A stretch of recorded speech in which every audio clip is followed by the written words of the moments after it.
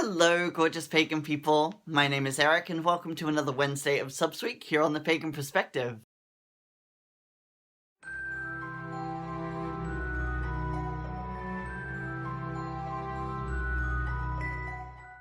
This week, our question is coming in from J_Alexis84, who was asking us how to best connect with and show respect for ancestors, offerings, details, etc.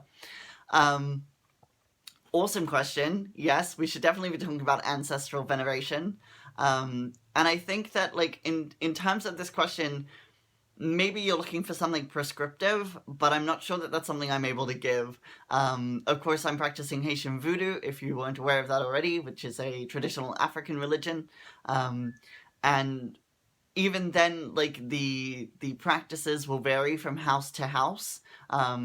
So I wouldn't be able to, like, paint this with broad strokes. That said, there is, in a lot of ATRs and within Haitian voodoo as well, there is this saying that the most talented spiritual worker should be able to accomplish whatever they need to with a wine glass of water and a candle. And I love that sentiment because it really strips everything back to being really simple and basic, right? And so I think that if you're wanting to start like an ancestor altar, because I definitely think that when we create a space in our homes, we're also creating a space in our lives for those spirits. So if you're wanting to venerate your ancestors, I think definitely setting up an altar to them would be a wonderful thing to do. And to get that started, you know, lay down that white cloth and have your white candle and your wine glass of water, and you'll be able to start to connect and interact with them. So of course, like, the water is like a conduit for spirits, so it also cools and refreshes them, and then the candle is like your light and your heat. So it's sort of your basics that you're gonna need to be able to start like interacting with them, at least from like my perspective, right? So I guess as well, like where your ancestors come from in the world is going to affect your ancestral practice as well, right? So like, for example, in Taoist practice, so if you had Taoist ancestors, like burning paper money, the Joss money, that's becoming really popular, even for Westerners to start doing now as well, which I think is really interesting. So like, you know, offerings such as that are really great ways for us to interact with them as well. But again, that's going to depend on like where your ancestors were from, and if you knew them in life as well. Like, if your grandmother always wore a particular type of perfume, you might like to get a bottle of that to place on their altar, or photographs of them and things that they made, things that they owned, all of those sorts of things, family heirlooms. Even like if you're lucky enough to have any sort of genealogical papers, birth certificates, marriage certificates, you know, I have the paperwork or copies of the paperwork from when my family arrived in Australia on the First Fleet, and so like that's really cool to have, to see like what family came here, like what they were being paid, what their jobs were, all of that sort of stuff. So, you know, those are things that you could have at your ancestor altar as well.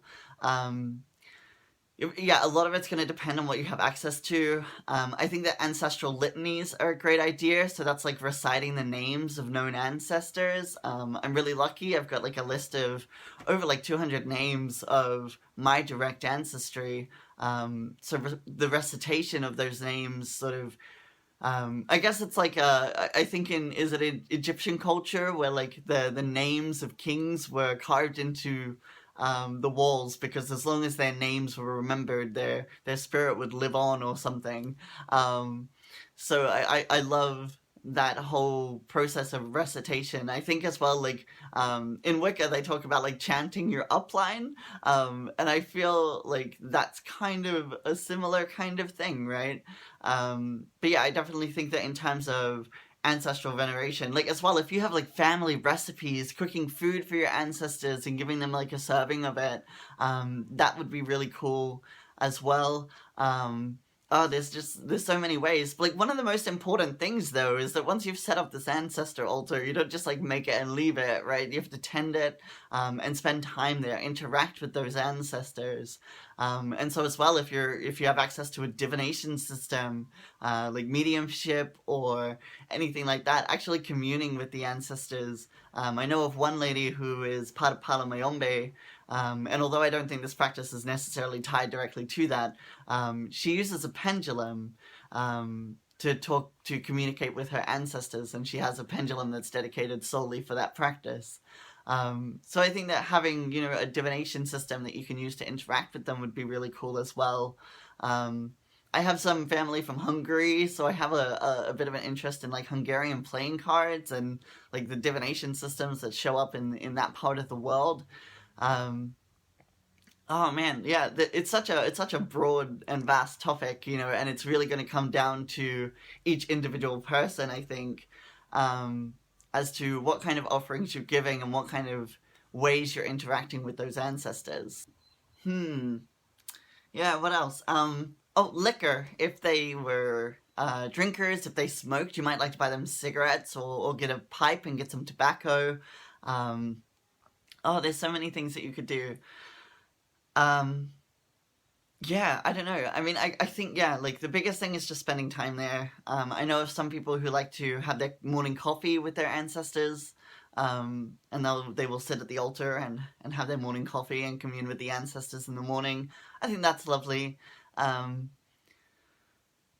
yeah, it's such an individual thing, and I think especially if you're coming at this from like a more Eurocentric kind of perspective, and your ancestral veneration is within those kind of European contemporary paganism forms, like you're gonna have so much freedom. I guess like archaeological research is probably gonna help you as well. Like, what were your ancestors doing to venerate their ancestors? Um, so like using perhaps the same prayers that they might have if you have Catholic ancestry, even if you're pagan, like using maybe some of those Catholic prayers, saying the Hail Mary, the Our Father, and using those to honor your ancestors in the way that they would have honored their ancestors, right?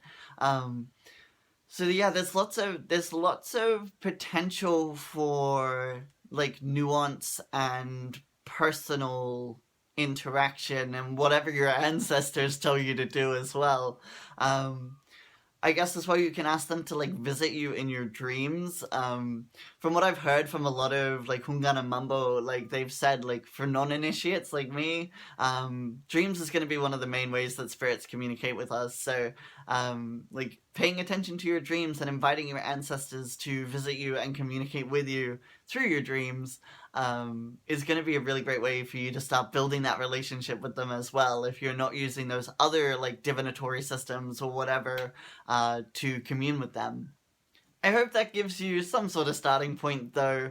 I know it's probably not as prescriptive as you would have liked, but I think that, like I said, this kind of conversation has so much nuance to it. So you're really going to have to follow your tradition if you're in a tradition, and like seek a mentor maybe if you're looking to join a tradition. But otherwise, yeah, like working with, I guess, within that contemporary paganism, like a lot of it is reconstruction of what we have of this older material, right? So look into your heritage and your ancestry and see what their religious devotion looked like. So I hope that gives you something. Excuse me.